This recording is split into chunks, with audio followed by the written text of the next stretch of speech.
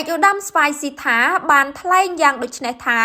មន្ត្រីព័ត៌មាននិងសាធារណមតិខេត្តព្រះសីហនុនិងកោះកុងត្រូវបង្កើនការយកចិត្តទុកដាក់លើការឆ្លើយតបនឹងព័ត៌មានคล้ายៗជាពិសេសព័ត៌មានបំពុលបំភ័ន្តនិងញុះញង់ដែលបង្កើតឡើងដោយបញ្ញាសិប្បនិម្មិត AI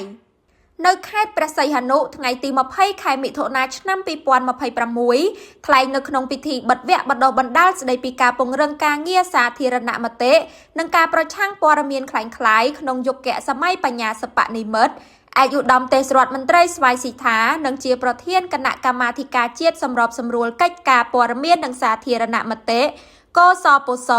ទន្ទឹមនឹងការលើកទឹកចិត្តដល់មន្ត្រីព័ត៌មាននិងសាធារណមតិឲ្យបង្កើនកិច្ចសហការក្នុងការបំពេញភារកិច្ចរបស់ខ្លួនដោយការទទួលខុសត្រូវខ្ពស់ក៏បានជំរុញឲ្យមានការយកចិត្តទុកដាក់ខ្ពស់លើការប្រើប្រាស់បណ្ដាញសង្គមគ្រប់ទម្រង់ផងដែរដែលមានសារៈសំខាន់សម្រាប់ការផ្សព្វផ្សាយព័ត៌មានក៏ដូចជាការតាមដានក្តាប់ស្ថានភាពសាធារណមតិក្នុងមូលដ្ឋានដើម្បីអាចចាត់វិធានការឆ្លើយតបនិងបកស្រាយបំភ្លឺបានទាន់ពេលវេលាចំពោះក្តីកង្វល់របស់ប្រជាពលរដ្ឋជាពិសេសចំពោះព័ត៌មានคล้ายៗដែលត្រូវបានបង្កើតឡើងដោយបច្ចេកវិទ្យាបញ្ញាសិប្បនិម្មិត AI ក្រោយវាគ្មិនចំនួន2រូបដែលរួមមានឯកឧត្តមប៉ែនបូណារដ្ឋមន្ត្រីប្រតិភូអមនាយករដ្ឋមន្ត្រីជាប្រធានអង្គភិបអ្នកនាំពាក្យរាជរដ្ឋាភិបាលនិងជាអនុប្រធានអចិន្ត្រៃយ៍នៃកសពសនិងកញ្ញាម៉ាក់រដ្ឋមនីមន្ត្រីជំនាញជាន់ខ្ពស់មកពីលេខាធិការដ្ឋានកសពស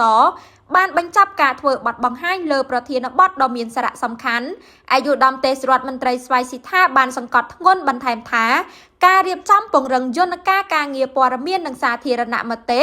ជាពិសេសការពង្រឹងប្រព័ន្ធផ្សព្វផ្សាយព័ត៌មាននិងការអប់រំពន្យល់សាធារណជនពិតជាបានចូលរួមចំណែកយ៉ាងសំខាន់ក្នុងការថែរក្សាស្ថិរភាពសង្គមស្ថិរភាពនយោបាយនិងសន្តិភាពរបស់ប្រទេសជាតិទាំងមូលនៅចំពោះមុខបញ្ហាប្រឈមជាច្រើនដែលកំពុងកើតឡើងទាំងនៅក្នុងពិភពលោកនៅក្នុងតំបន់និងនៅក្នុងប្រទេសរបស់យើងផ្ទាល់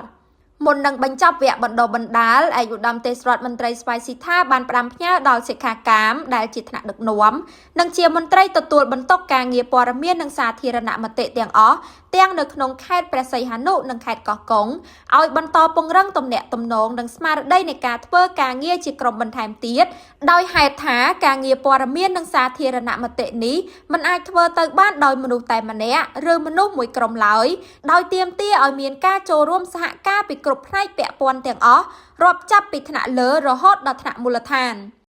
វគ្គបណ្ដុះបណ្ដាលបានបិទបញ្ចប់ក្នុងបរិយាកាសរីករាយស្និទ្ធស្នាលនិងភេរវបំផុត